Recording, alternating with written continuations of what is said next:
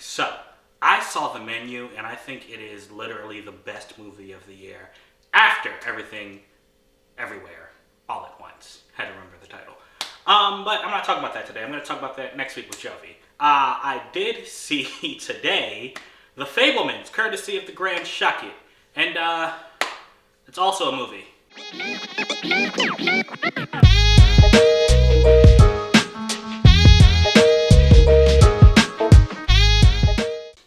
Okay, so let me backtrack, because that's a little bit unfair when I said that in the intro. What I mean by it's a movie is, like, I can't imagine what the IMDb description is, but I'm sorry, I don't know what it is, but I would imagine it's something like a young filmmaker discovers his love of film and pursues his dream, something like that. And that does happen in the movie, and that's pretty much all there is. You see this guy inspired when he's like 5, and he picks up a camera, never puts it down, and you basically just see him make some, films, like kind of like student films in the 50s, and you see a little bit of his family life. For my anime fans, it's a slice of life. That's it. You see this period of time in these people's lives. So I have very little to say about the movie, very little to complain about, though. I guess the only complaint is a movie like that, I can see some people saying it's boring, but to me, I thought it was really, really good for its 2+ hour runtime. Mainly because of two things. First off, if you ever were a child and you just made or movies with your friends, you're gonna love this. Like, the nostalgia is there. Like, seeing this kid, like, he's a kid, he doesn't have any money, so seeing him he makes 3 films in the movie with his friends. With his friends. And seeing him make these movies and seeing him, for special effects, he can't afford an explosion. It's like, for an explosion, he has his friend, jump on a pile of dirt and he makes it look like an IED exploded. You see him and his friends, playing, in one film, they're sheriffs, and he pokes holes into the film to make it actually look like gunshots are going off. Like, seeing him do things like that, it was cool to watch. Watching his filmmaking progress was cool. But yeah, so there's no, he doesn't have to do this for a competition he wants to enter. There's no financial impact that, he needs money for his family. There's no enemy threatening him. There's no race against the clock. So there really aren't any stakes in this movie, which is probably why I don't have a lot to say or talk about. Like I said, you see his family. His father is played by, the actor himself played by Gabriel LaBelle. Fantastic. Never seen him before. I don't know where Spielberg found him.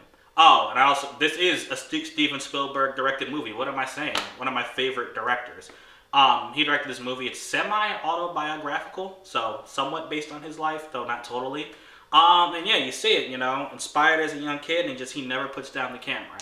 But like I was saying, Paul Dano, phenomenal actor, fresh off of the Riddler from Batman. Totally different character in this movie. He is a very supportive husband and father. He's like the perfect team. People like him don't exist. He just is always there for his kids. Like, you think there might be conflict when he says, to his son, this is a cool little hobby you have, and his son tells him twice, yo, Dad, this isn't a hobby, this is what I want to do. And you think it's going to be, they're going to butt heads or whatever, but that really never pops up again. He just respects it. It's like, okay, I respect whatever he wants to do.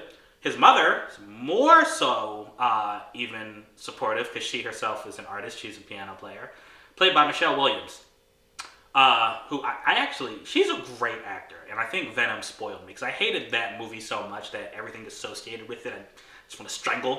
But she was great in this movie, and I think after the young film, Gabriel LaBelle, I think she probably has the second most screen time in the film, and she uses it. So that's the good thing. Like, the actors in this movie, I literally forget I'm watching actors. I think I'm watching, these people's lives. There's a moment, very small spoiler. There's a moment where Michelle Williams' character, she's going through, a small bout of depression in this movie. Very, very brief. That's barely even a spoiler. But there's a moment where, her son is always carrying the camera. So she, as the actress, has to act as somebody who doesn't know she's being filmed while being filmed. So there's a point where she's doing something she shouldn't be doing.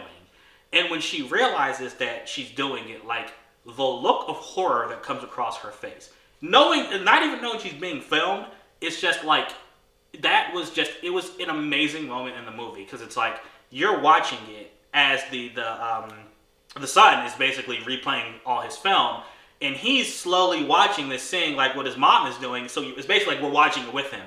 And like when us and he discover it and we see his mom, and then you see like the reaction on her face, like I don't know, that one really just hit me. I was like, wow, that was amazing acting. Which I guess, I mean, you could put on direction. Steven Spielberg, he's a vet in this game, man. That's why usually when actors have bad performances, I don't look at them, I look at the director. Most of the time. But everyone in this movie, from the kids playing all the way up to the adults, no bad performances. I mean, not even say not bad. They were all great. All of them. I really, really enjoyed the film. No stakes at all. I think it's a film everyone would enjoy.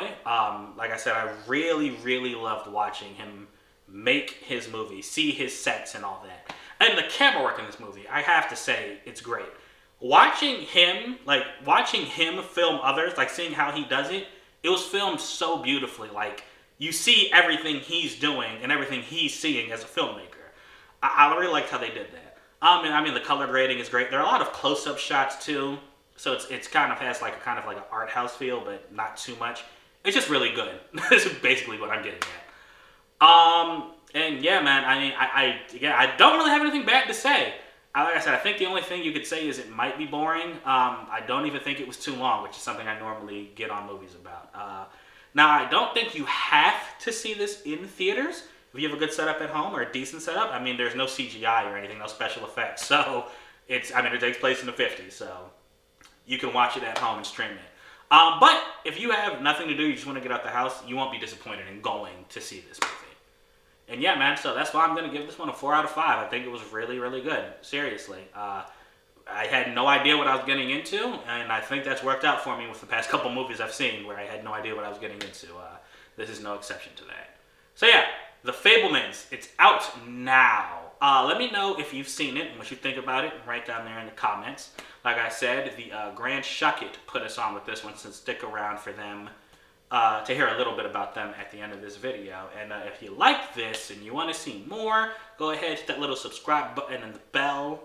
Jovi's not here for the sound effects, but please do that as well. And yeah, thanks so much for watching, and until next time, I'm out. Shout out to our friends over at the Grand Shucket. They really do hold it down, and if you don't know who they are, you will definitely want to. So go check out their website at thegrandshucket.com.